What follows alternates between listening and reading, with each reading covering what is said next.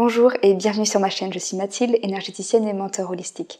Aujourd'hui on va parler des chakras. Je vais vous expliquer un petit peu qu'est-ce que c'est concrètement, parce que je pense qu'aujourd'hui on a tous déjà un petit peu entendu parler des chakras, qu'on soit spirituel ou non, mais concrètement qu'est-ce que c'est, quel est leur rôle, quel est leur impact également sur notre vie, sur notre mental, sur notre émotionnel, sur notre physique, etc. Et puis je vais également vous donner quelques petites clés pour les travailler de façon autonome. Donc déjà, qu'est-ce qu'un chakra? C'est un point où l'énergie s'accumule. L'énergie, elle s'accumule à certains endroits dans notre corps, créant des points d'énergie. Donc des chakras, on en a partout dans notre corps, on en a partout dans nos corps énergétiques également. Mais on va se concentrer sur les 7 principaux. Pourquoi c'est les plus connus? Tout simplement parce que c'est les centres où il y a le plus d'énergie qui vient s'accumuler. Donc forcément, ils ont le plus d'impact dans nos vies. Donc je vais rapidement les rappeler pour les personnes qui débutent un petit peu en matière de spiritualité. Donc au niveau du bassin, on a le chakra racine. Juste au-dessus, on a le chakra sacré, le chakra du plexus solaire, du cœur, de la gorge, du 3e œil et le chakra couronne. Ce qu'il faut comprendre par rapport à ces chakras, c'est qu'ils travaillent tous ensemble, en fin de compte. Voilà, ils sont vraiment codépendants. Donc c'est super important de tous les travailler de façon égale, parce qu'ils sont tous super importants.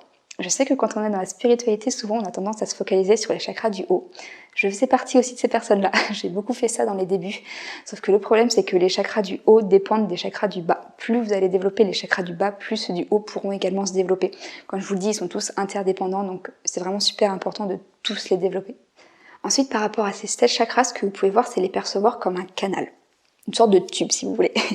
Et donc pour qu'elle circule bien, il faut que ce tube il soit bien dégagé et bien aligné. D'accord? Si jamais vous avez un chakra qui s'est un petit peu fait la malle et qui s'est décalé sur un côté, bah forcément l'énergie elle va prendre un petit détour pour circuler. Donc voilà, l'énergie circulera de façon beaucoup moins fluide si jamais il y a un chakra qui est un petit peu fermé, un petit peu bloqué. Et c'est pareil si jamais vous avez un chakra qui est engrangé. Voilà, ça va engranger tout le canal et donc ça va impacter tous les autres après, de toute façon. C'est pour ça que c'est super important de tous les travailler pour que le canal reste bien dégagé et que l'énergie circule bien dans votre corps. Donc je vais commencer tout de suite du coup avec le chakra couronne. Le chakra couronne, c'est vraiment le chakra de la connaissance de manière générale. La connaissance de soi, mais également la connaissance en matière de spiritualité, la connaissance de manière générale. Et donc ce chakra, souvent quand il est bien équilibré, on a des personnes qui sont ouvertes d'esprit, des personnes qui sont intéressées par le fait d'apprendre des nouvelles choses, etc. Et quand il est un petit peu fermé, un petit peu déséquilibré, ça va se caractériser par le fait d'être très très fermé d'esprit. Mais également le fait de ne pas savoir qu'est-ce qu'on veut, qu'est-ce qu'on désire, d'avoir très peu d'ambition. Pourquoi? Parce que c'est le premier chakra qui nous permet de canaliser nos désirs. Vous savez, voilà, tout un vortex là avec tous vos désirs, vos rêves, vos passions, etc. Et bah, pour les canaliser, il faut d'abord que ça passe par le chakra couronne. Donc c'est vraiment important qu'il soit bien ouvert pour que vous sachiez concrètement qu'est-ce que vous voulez dans la vie, mais également qu'est-ce que vous ne voulez pas. Voilà. Donc pour le travailler, celui-là, bah, il va falloir tout simplement s'intéresser, apprendre des nouvelles choses, commencer à apprendre à se connaître, à apprendre tout ce qui est un petit peu dans la spiritualité, ouvrir son esprit de manière générale. Ensuite, on va passer au niveau du chakra du 3e œil. Le chakra du 3e œil, certes, c'est le chakra de la clairvoyance, mais c'est surtout notre chakra qui nous permet d'avoir une capacité de discernement, de discerner les mensonges, la manipulation, de discerner si les personnes sont bonnes pour nous ou pas, si les situations sont bonnes pour nous ou pas, si les désirs qu'on canalise sont bons pour nous ou pas. Voilà, de manière générale, c'est vraiment cette capacité de discernement. Ce chakra-là, il est vraiment associé à notre 3e œil physique, qui est la glande pinéale dans notre cerveau. Au niveau de votre glande pinéale, ce que vous pouvez faire, c'est éviter tout ce qui va du coup l'agresser, parce que cette glande pinéale, quand elle est agressée, elle se calcifie. Tout ce qui va agresser cette glande pinéale, ça va être tout ce qui va être évidemment le sucre raffiné. C'est pas une grande nouvelle. Ça l'agresse énormément. Il va y avoir tout ce qui est aussi un petit peu produit d'origine animale, du style la viande, les produits laitiers, qui sont des produits très acides et qui ont tendance à l'agresser aussi. Il va y avoir évidemment tout ce qui est les écrans bleus, les écrans de manière générale, qui l'agressent aussi beaucoup. Donc voilà, tout ça, ça vient un petit peu l'agresser, donc le fait de le réduire, ça peut aussi permettre de décalcifier un petit peu cette glande pinéale. Et il y a également le fluor. Faites super gaffe au fluor, il y en a dans l'eau du robinet, il y en a dans les dentifrices, il y en a dans beaucoup de choses, ça c'est ce qui agresse, je pense, le plus votre glande pinéale. Bon, voilà, évidemment, ça va avoir des conséquences sur votre capacité de discernement, votre capacité de voir si vous êtes manipulé ou pas, si on vous ment ou pas, et de voir de manière générale les choses. Voilà, ça va pas impacter que votre capacité de clairvoyance. Ensuite, on a le chakra de la gorge. Le chakra de la gorge, c'est probablement celui qui morfle le plus. Quand je suis en soins énergétiques, c'est vraiment celui, dans 90% de mes clients, il y a toujours un petit souci avec ce chakra. Soit il est un petit peu décalé, soit il est totalement engrangé, soit il est fermé, bloqué.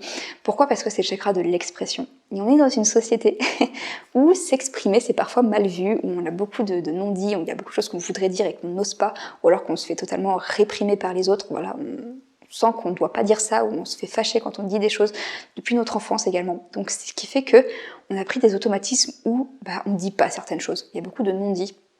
Et ce qu'il faut comprendre, c'est qu'au niveau de ce chakra, tout ce qu'on ne dit pas, ça va s'accumuler. Si vous voulez dire quelque chose, mais que vous vous retenez, ça va rester. Et voilà, une autre chose que vous voulez dire, ça va venir s'accumuler, s'accumuler, s'accumuler. Et c'est ce qui vient totalement engranger votre canal en fin de compte. Donc c'est très important de le désengranger. Et donc pour le désengranger, donc du coup pour travailler sur ce chakra, il va falloir, vous avez deux façons de le faire. Vous pouvez le faire de façon très concrète, donc vraiment en vous exprimant, donc en disant les choses, en parlant aux gens, ou carrément en chantant, en criant, en faisant ce que vous voulez, mais il faut que votre voix elle sorte. Il faut que les choses, les émotions, ce que vous voulez dire, ça sorte de façon physique. Sinon, vous avez une façon un peu plus symbolique de le faire, ça va être de tout simplement tout ce que vous voulez dire, tout ce que vous avez sur le cœur, mais que vous n'osez pas forcément dire, ou vous n'avez pas eu la possibilité de dire, vous écrivez des lettres à ces personnes. Vous ne leur envoyez pas évidemment, vous écrivez, vous mettez tout ce que vous avez sur le cœur et après vous allez la brûler. Là, ça vous permet de faire sortir les choses. Le fait d'écrire, ça permet de faire sortir. Ensuite, on a le chakra du cœur. Le chakra du cœur, il est primordial. Et le problème, c'est qu'il se situe juste au-dessus du chakra de la gorge, qui est souvent très engrangé, et ce qui fait que vos désirs, les idées que vous canalisez ont souvent beaucoup de mal à aller jusqu'à votre cœur. Et le cœur, faut le voir un petit peu comme un filtre. Donc, comme je vous dis, moi je fais vraiment une lecture des chakras. je m'éternise pas sur vraiment tout leur rôle. Mais voilà, là au niveau de vos désirs, il va venir filtrer. Ce désir-là qu'on a canalisé, est-ce qu'il nous anime? Est-ce qu'il est aligné avec vous? Si oui, il va le laisser passer. Sinon, il va le faire dégager. Donc c'est super important que vos désirs ils descendent jusqu'à votre cœur pour que vous puissiez savoir concrètement si c'est quelque chose qui vous anime ou pas. Si ça reste bloqué au niveau de la gorge, que vous avez du mal à en parler, vous exprimer, ou que vous avez le chakra qui est un petit peu bloqué, le souci c'est que ça va pas arriver jusqu'au cœur. Et le truc c'est que vous risquez d'être vraiment très vite dans le mental, avoir plein d'idées, plein d'ambitions, mais concrètement vous passez pas à l'action et vous faites beaucoup de choses qui ne vous animent pas forcément. Vous avez beaucoup de mal à savoir, ok je veux faire ça, mais est-ce que ça va vraiment m'animer? Est-ce que c'est vraiment aligné avec moi? Pour le travailler, le chakra du cœur, ça va être de vous reconnecter à l'amour, tout simplement. Qu'est-ce que vous aimez faire? Intégrer dans votre quotidien des choses que vous aimez faire, vraiment, qui vous animent. Dites aux gens que vous les aimez, passez du temps avec vos proches. Voilà, ce que vous voulez, mais vraiment ressentez au maximum cette énergie, cette vibration de l'amour. Vous pouvez également vous tourner vers la gratitude. La vibration de la gratitude et de l'amour sont très proches. Souvent, il faut beaucoup d'amour pour être dans la gratitude. Donc voilà, soyez dans l'amour, soyez dans la gratitude et vous allez voir qu'il va s'ouvrir de plus en plus. Ensuite, on a le chakra du plexus solaire. Le chakra du plexus solaire, c'est vraiment le chakra lié à la confiance en soi, mais c'est surtout notre soleil intérieur. D'accord? Les personnes qui ont énormément de charisme, qu'elles soient belles ou pas, quand elles vont dans la rue, quand elles font des choses, voilà, elles dégagent quelque chose qui nous attire. On adore, on les trouve vraiment charismatiques, c'est souvent des gens qui ont un chakra du plexus solaire très ouvert, parce que ces personnes, elles rayonnent, tout simplement. Donc celui-là, il est très important à travailler aussi, parce que, voilà, c'est important de rayonner, c'est important d'être pleinement soi-même, d'être pleinement dans sa lumière, et c'est également le chakra de la confiance en soi. Donc lui, pour le travailler, forcément, il va falloir booster sa confiance. Donc pour ça, sortez de votre zone de confort. Faites des choses que vous avez envie de faire, évidemment. Le but, c'est pas de vous mettre dans votre zone de panique à faire des trucs que vous voulez pas du tout faire. Faites des choses voilà, que vous voulez faire, mais que vous n'osez pas forcément. Plus vous allez faire des choses, plus vous allez sortir de votre zone de confort, même en petits pas, plus vous allez avoir ce sentiment d'accomplissement et de réussite. Et c'est ce qui va booster votre confiance en vous.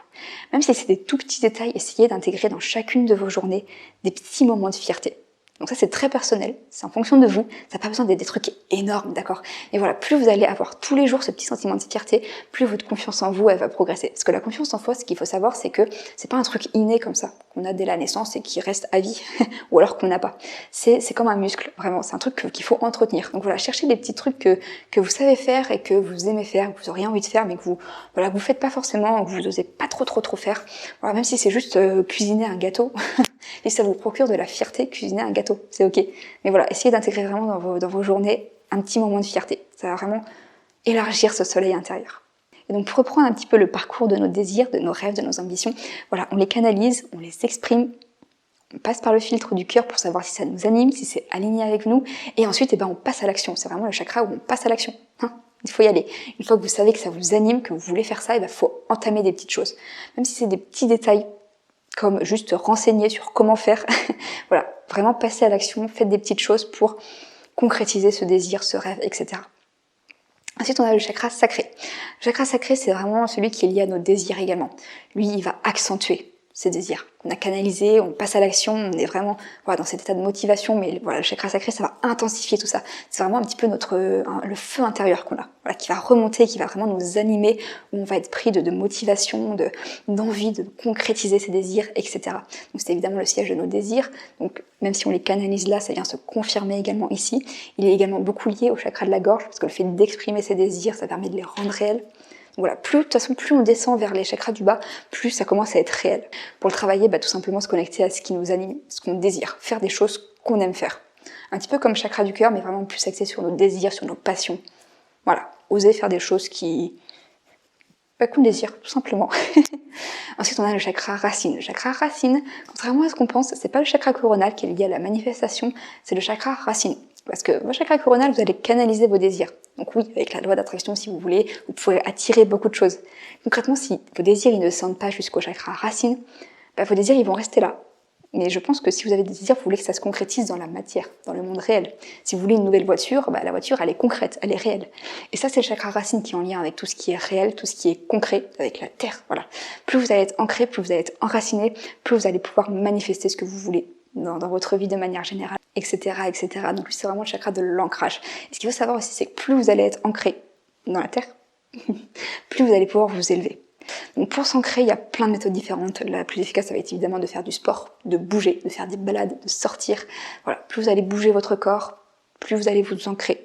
Voilà, si jamais vous êtes comme moi, à vraiment pas du tout aimer le sport et avoir du mal à l'intégrer dans votre vie, personnellement, ce que je fais, c'est que je fais toujours quelques petits étirements avant ma méditation du matin. Voilà, c'est pas grand chose, mais c'est toujours ça. Et ça m'arrive également souvent de danser dans ma salle de bain. Vous voyez, c'est vraiment léger, c'est pas du sport, on n'a pas cette pression-là de se dire « Oh mon Dieu, faut que j'aille faire du sport ». C'est plutôt léger, mais c'est toujours ça. Voilà, bouger un petit peu tous les jours, c'est suffisant. Vous n'avez pas non plus besoin de vous mettre la pression. Après, si vous adorez le sport, c'est génial. C'est l'idéal, mais voilà, si vous aimez pas, vous forcez pas non plus à faire du sport si vous aimez pas ça, parce que ça va juste baisser vos énergies, donc c'est pas vraiment mieux. Donc voilà, c'est à peu près tout ce que j'avais à vous dire sur les chakras. Il y a évidemment beaucoup de choses à dire là-dessus. Moi, j'ai vraiment fait une lecture parce que sinon il y aurait trop de choses à dire, ça prendrait trop de temps. Mais voilà, j'espère que ça vous aura parlé, que ça aura résonné avec vous, que ça vous aura apporté quelques éléments de réponse également et que ça pourra vous aider. Et donc sur ce, je vous dis à bientôt dans une nouvelle vidéo.